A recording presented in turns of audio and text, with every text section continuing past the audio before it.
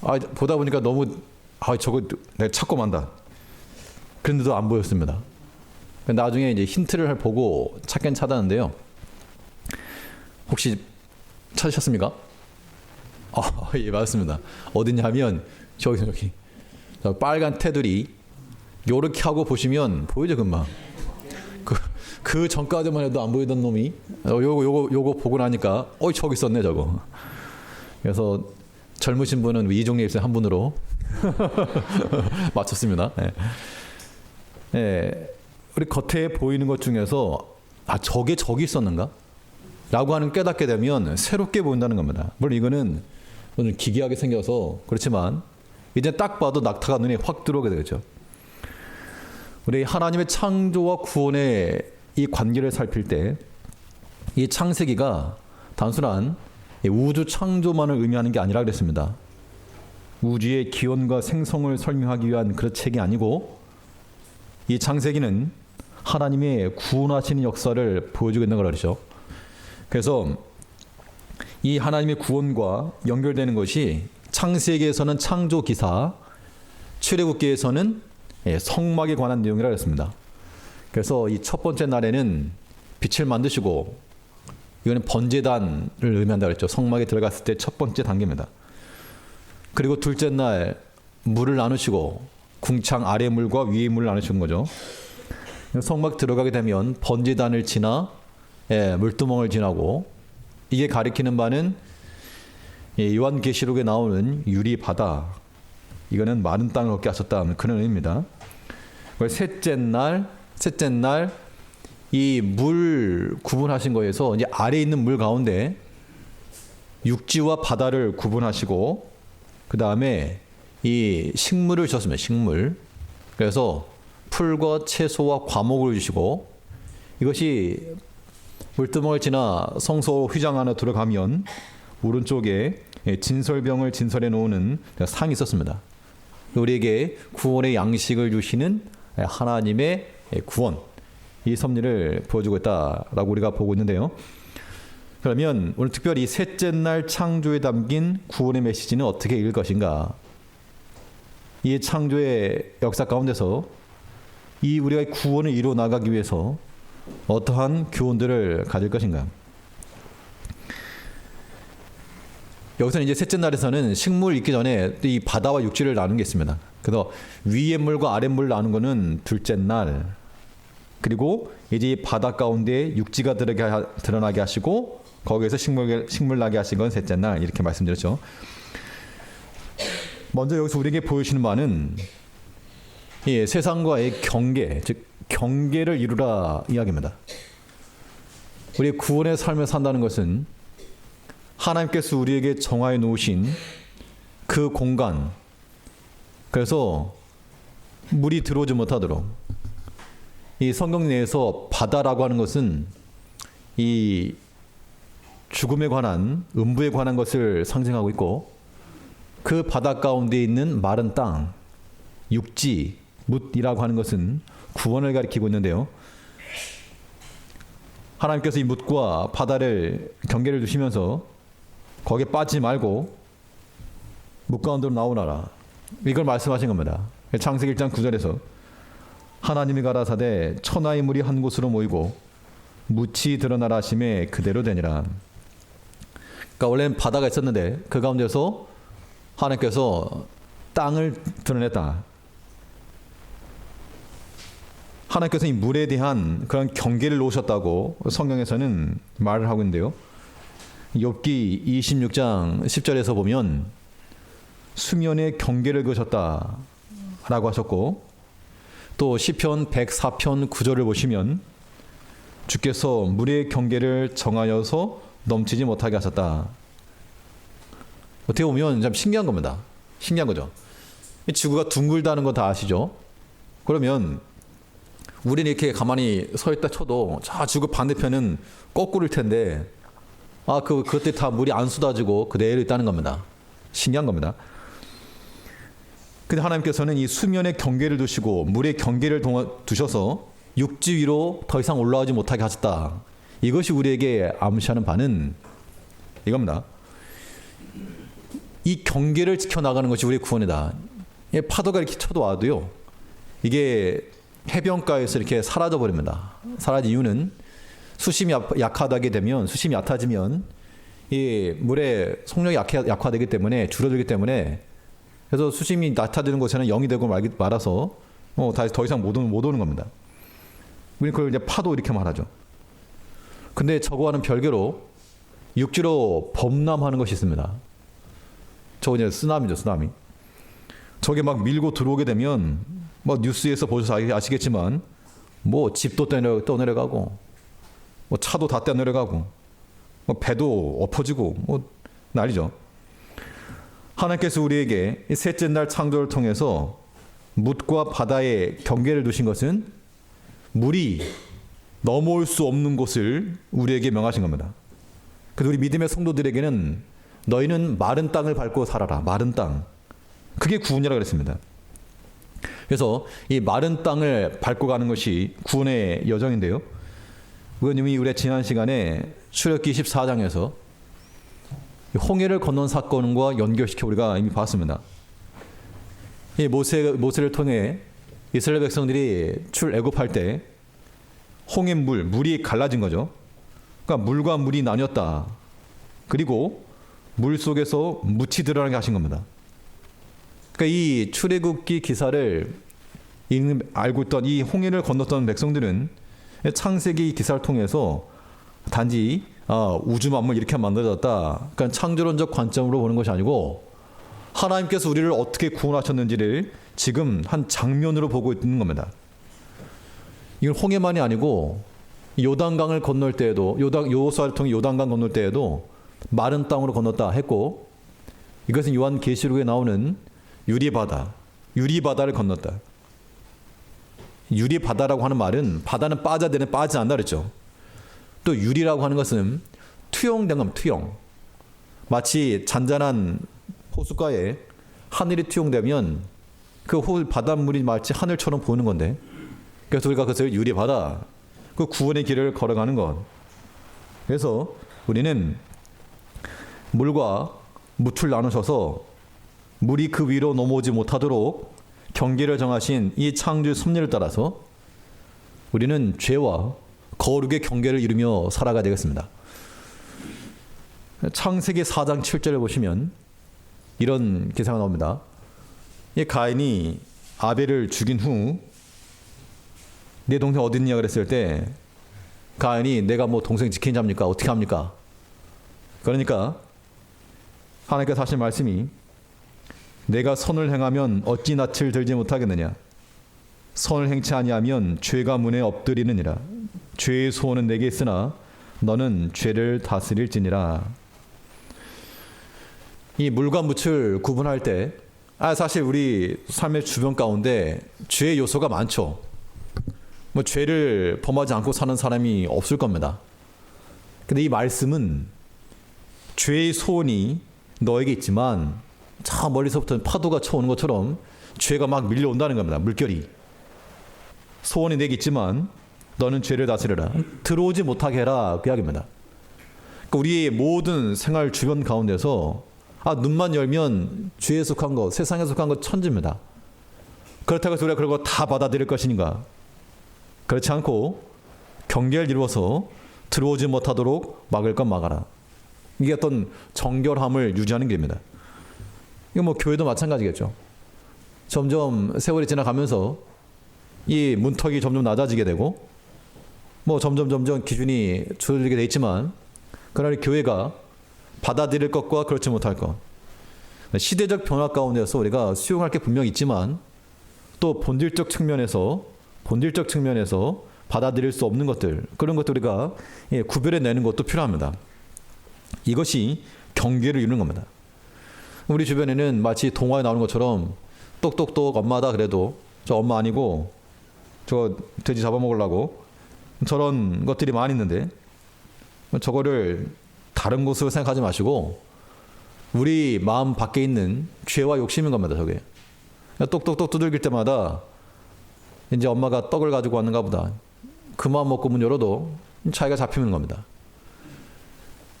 하나님께서는 이 창조 섭리를 통해서 물과 묻이 드러나게 하시고 물이 묻을 범하지 못하도록 올라가지 못하도록 구별해 두신 것 같이 이제 우리가 이 죄와 경건과 욕심과 거룩과 이 혼재 속에서 막 뒤섞이는 게 아니고 구별이 되고 경계를 이루어서 우리 눈에 보인다고 세상의 것 다 집어넣지 마시고 내 귀에 들린다고 다 듣지 마시고 내 발이 향한다고 다 가지 마시고 내 입이 열린다고 다 받아들이지 마시고 마치 하나님께서 물을 정하신 것처럼 우리도 우리의 모든 육체와 영혼 가운데 이 경계를 정해놓고 죄에 속한 것, 세속에 속한 것들이 들어오지 아니하도록 우리 자신을 지켜내야 됩니다.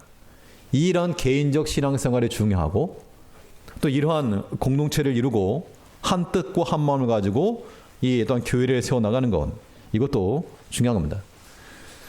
이 많이 열린 문이 되어가지고 예전과 같이 그런 기준은 조금 겸해졌을지라도 우리 스스로가 그냥 넓은 문 가려고 하지 마시고 좀 더 좁게 문을 닫으시고 하나님께서 명하신 대로 묻은 묻으로 물은 물로 아무리 저기 파도가 세게 쳐도 못 올라오도록 우리 자신을 잘 정결케 만들어가는 이 구원의 길을 걸어가는 우리가 되어야 되겠습니다.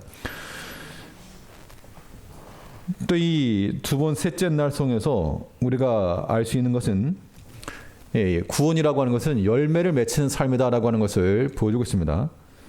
창세기 1장 11절에서 하나님 가라사대 땅은 풀과 씨 맺는 채소와 각기 종류대로 씨 가진 열매 맺는 과목을 내라 하심에 그대로 되어.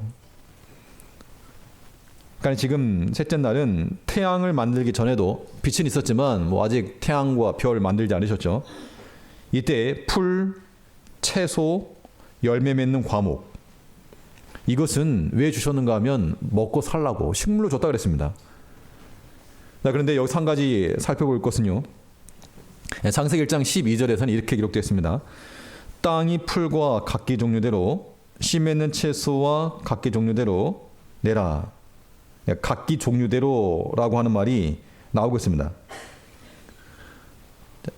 이 말은 왜 성경에서 이런 창세기 1장에 보면요, 최소한 10군데 정도 이렇게 나오는데요. 왜 그럼 같은 말을 이렇게 똑같이 쓰는가? 각기 종류대로, 각기 종류대로. 같은 말을 반복했었다는 얘기는 강조하는 바가 있고 중요하다는 겁니다.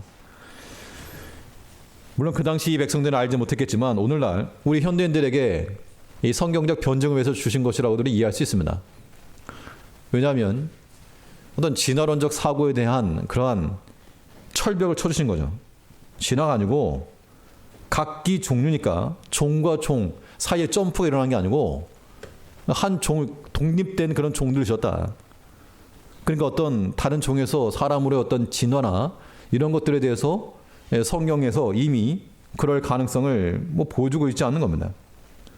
물론 진화를 믿는 자들이 성경을 믿지는 않겠지만 우리 성경을 통해서 하나님께서 이미 이렇게 각기 종류대로 진화적 사고를 막아주신 겁니다. 그래서 이 다윈의 진화론을 말할 때 만일 다윈이 저거는 옛날 혹시 기억나십니까? 시험 문제 나왔던 거죠, 저런 거. 멘델의 유전 법칙인데요. 그 멘델의 법칙만 알았어도 진화를 저렇게 안 했을 것이다. 그런 말도 있었는데요. 저게 이제 맨 위쪽에 있는 게 둥근 완두하고 주름진 완두를 이제 순종인 대립형질을 교비하게 되면 그 다음 세대에 나타나는 것을 제1세대 잡종 1대라고 하고 그걸 이제 우성을 합니다. 그러니까 둥근 완두하고 주름진 완두를 교비하면 둥근 완두만 나와요. 그러니까 둥근 완두끼리 자가 교배를 시키면 그 다음에 나오는 게 잡종 2대라고 하는데 둥근 것끼리 교배를 시켰는데 왼쪽 세 개는 둥근 게 나왔고 마지막 오른쪽은 주름진 게 나왔다는 겁니다. 도대체 이놈이 어디서 나왔는가? 어디서 나온 게 아니고 부모 그 위 세대에서 나온 겁니다. 그러니까 이게 유전이라고 하는 게 종과 종을 점프해 나가는 게 아니고 이게 유전자들이 분리되어 나가는 거죠. 독립의 법칙, 분리의 법칙 이렇게 말하긴 하는데 여기서 어찌되었건 각기 종류대로 하나님께서 열매 맺는 채소들 뒤에 보면 또 동물도 마찬가지입니다. 각기 종류대로 이미 이건 진화론적 사고를 우리가 받아들일 이유가 아무것도 없는 겁니다. 그러면 우리 오늘 말씀드리려고 하는 것은 뭐 그런 내용이 아니고요. 이 열매를 맺히는 것에 대해서 우리가 구원을 이루어 나간다는 거, 이게 뭐 열매를 맺는 겁니다. 어떻게 맺을 것이냐라고 하는 것인데요. 뭐 답은 간단하죠. 열매를 맺으려면 어떻게 되겠습니까? 예, 뭐 거두기 전에 심는 겁니다.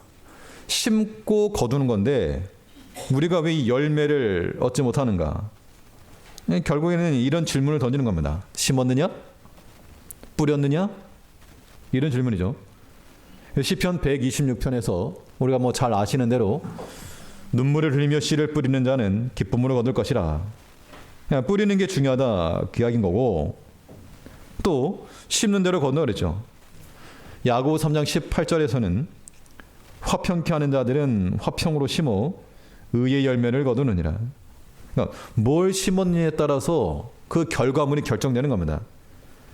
내가 만일 화평이 아니고 그 반대 것을 심었으면 그 반대 게 열릴 것이고, 화평을 심었으면 화평으로 말미암아 의의 열매를 거두고, 또 우리가 잘 아는 것처럼 성령의 열매를 말할 때도 열매가 뭐 몇 가지냐, 이 가지수가 중요한 게 아니고요. 성령으로 심어 나타나는 게 성령의 열매라는 겁니다. 그게 사랑이요, 화평이요, 오래 참음이요, 이러한 것들이지 뭐 열매 자체만을 우리가 추구할 수가 없는 겁니다. 그러니까 구원을 받은 하나님의 백성들은 이 열매를 맺으며 살아가야 되는데, 열매를 맺으려면 어떻게 된다고요? 심는 겁니다. 심는 거. 그러니까 우리가 힘써 심때 뿌리고 심는 거, 이거를 우리가 주목해야 됩니다. 근데 오늘날은 이 현대인들, 뭐 제일교회 성도님들은 그러지 않으시겠지만 혹시라도 오늘날의 많은 사람들이 심는 자와 거두는 자가 있으면 거두기만 하려고, 거두기만.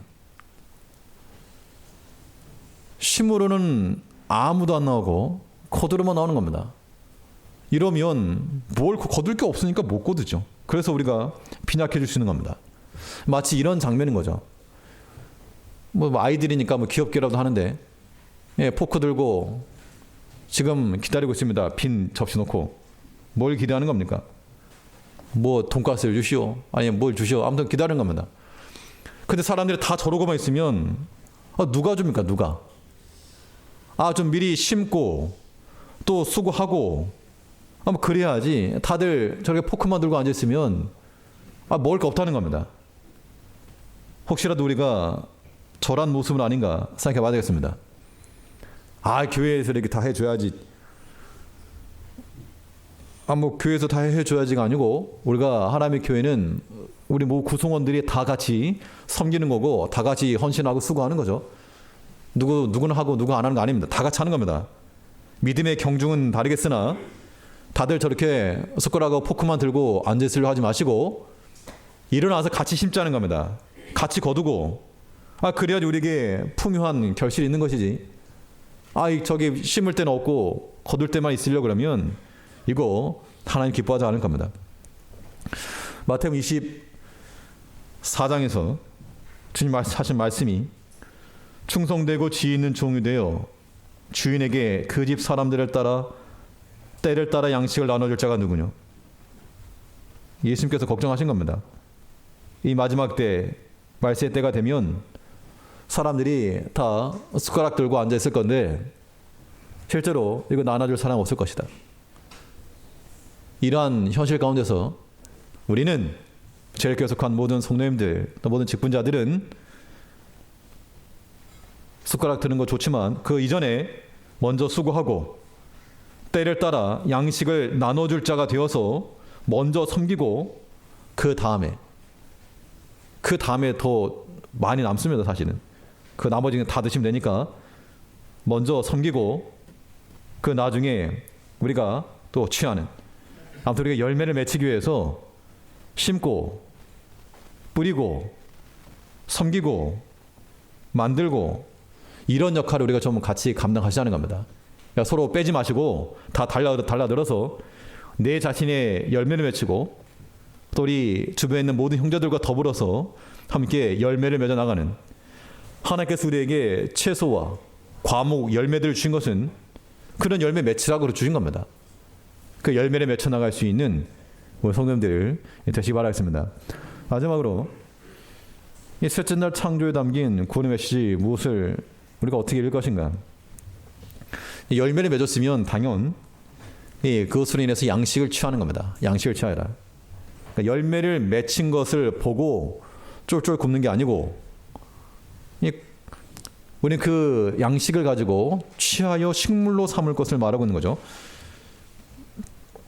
창세기 1장 29절 말씀에서 29절에서 하나님이 가라사대 내가 온 지면에 씨 맺는 모든 채소와 씨 가진 열매 맺는 모든 나무를 너에게 주노니 너희 식물이 되리라.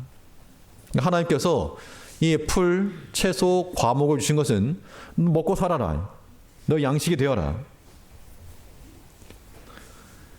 물론 이 당시 에덴 동산에서는 뭐 아직 사람도 없었지만 이 말씀을 먼저 주신 것은 지금 이 말씀을 읽고 있는 그 당시 출애굽 백성들과 또 오늘 모든 이 현대 신약 교회의 모든 성도들을 향하신 말씀인 거죠. 이것은 마치 이 성막의 과정, 성막에서 진설병상 위에 번제단을 지나 물두멍을 지나 정결케 한 후에 거기 그것을 지나고 나서 먹을 것이 있다. 그걸 말씀하고 있는 겁니다. 결국 하나님께서 우리에게 힘을 주시는데 식물을 통해서 힘을 얻게도 하시고, 그 육체는 식물의 힘을 통해서 의지해서 우리가 힘을 얻는 것이고, 우리 영혼은 밥을 많이 먹는다고 해서 우리 영혼에 힘이 있는 건 아니죠. 우리 영혼에 힘을 주는 게 있다는 겁니다. 그게 뭐냐? 열왕기상 19장 말씀해 보니까 이사야는 일어나 먹고 마시고 그 식물의 힘을 의지하여 40주 40년 행하여 하나님에서 호렙에 이르니라. 엘리야의 사건이죠. 그가 낙담에 쓰러져 있을 때 로드나무 알아가지고 아래 죽여달라고 구할 때 하나님께서 까마귀를 보내가지고 음식을 먹게 하시고 그 식물의 힘을 의지해서 40일을 가게 했다. 그러니까 우리 육체를 힘있게 하는 것은 식물의 힘입니다. 그런데 우리 영의 힘은 사람이 먹고 마시는 이 음식만이 아니고 예수님께서 친히 하신 말씀, 사람이 떡으로만 살 것이 아니오 하나님의 입으로 나오는 모든 말씀으로 살 것이라 하였느니라. 우리는 여기서 이제 이런 것들에 주의하셔야 됩니다. 모든 말씀이라고 했으면 내가 듣기 좋은 말씀만 아니죠. 때로는 부담이 되는 말씀도 분명히 있겠죠. 내가 순종하기에 좀 버거운, 참 이 부담되는 그런 말씀도 있겠지만 모든 말씀에 순종하는 것이 우리 믿음의 백성들이 사는 길이 되는 겁니다. 힘이라고 하는 것이 그래서 때로는 약간 어려움이 있을 때 그때 힘이 더 생기는 겁니다. 실상은. 요 그림은 이제 우주 비행사들 무중력 상태에서 일어나는 현상입니다. 저런 데서는 뭐 제가 직접 경험 안 해봤지만 저런 데서 이제 뭐 중력이 작용하지 않으니까 붕붕 떠다니죠. 그래서 뭐 컵으로 물을 마실 때도 공중에다 물을 뿌려놓고 쫓아가서 마신다 그러는데 무거운 거 뭐 들 것도 없습니다. 저절로 떠오르니까. 그러니까 저런 데 있으면 이 근육이 태화된다 그러죠. 그래서 우주 비행사들도 정기적으로 주기적으로 운동을 해줘야지 지구로 돌아왔을 때 근력이 손상이 없지, 안 그러면 아주 망가진다 그럽니다. 하면 저 사람은 울룩불룩 저거 무거운 거 못 알아듣는가, 무거운데. 근데 저런 걸 들어 올릴 때 근육이 힘이 발생하는 겁니다. 이 영적인 힘도 마찬가지로 우리가 그냥 편하면 이 무중력 상태 같아가지고 그냥 공도 날아가고 뭐 과일도 날아가고 뭐 힘도 안 써도 되는 그런 상황이 편할 수 있지만 저래 가지고는 힘이 퇴화된다는 겁니다. 좀 무거워도 좀 들어 올리려고 하는 저런 모습이 좀 있어야지 힘이 생기는 거죠. 우리 양식을 취한다는 게 바로 그런 의미인 겁니다. 양식을 취한다는 게 먹는 것만 아니고 우리가 힘을 써서 하나님의 말씀을 들었으면 그 말씀에 순종해내는 것 어렵죠. 당연히 불편하기도 하고 우리 여러 가지 뭐 육신적으로 피곤하기도 하겠지만 그런 것들을 대항해서 힘을 쓸 때 힘이 생기는 겁니다.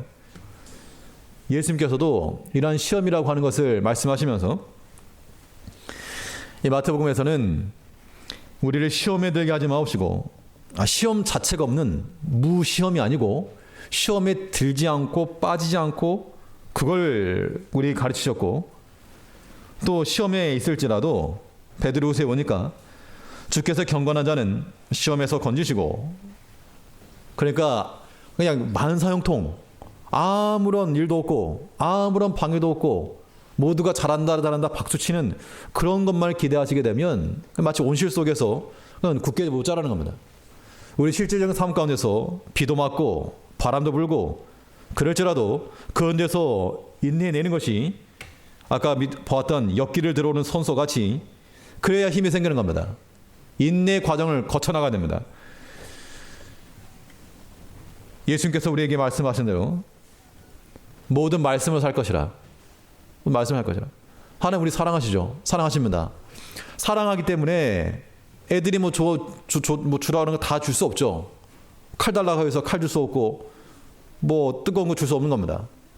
적당한 것, 그러나 또 소화시킬 수 있는 거, 감당할 수 있는 거, 그거 허락하는 게 정상인 것처럼 하나님은 우리를 사랑하시는 아버지시요 우리 그의 자녀들이므로 우리 삶 가운데서 여러 가지 좀 어려운 거 그거 낙담하라고 주신 거 아니고 감당해라. 들어 올려라. 감당하니까 내가 줬다. 그 마음을 가지고 우리가 잘만 소화시키면 우리의 큰 유익이 있는 겁니다. 이 셋째 날 창조를 통해서 하나님께서 우리에게 여러 가지 풀과 채소와 열매를 주시면서 결국 우리 양식을 줬다는 겁니다.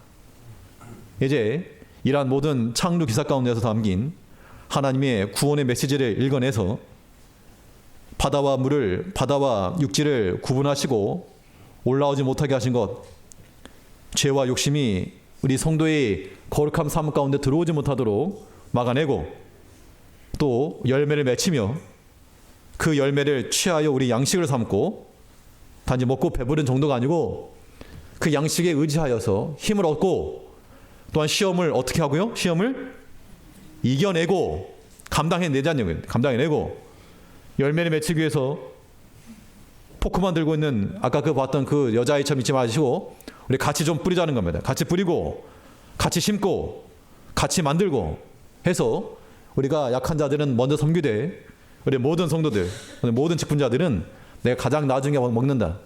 그 마음을 가지고 나갈 때 우리 구원의 삶, 구원의 과정 이루어갈 것입니다. 하나님께서 이러한 것을 우리에게 원하시는 줄 알고 이 구원의 과정과 이 반열에서 머리지 말고 이 구원을 잘 이루어가는 우리 제일교회 모든 성도님들 제일 간절히 바라겠습니다. 기도하겠습니다. 우리를 변함없이 사랑하는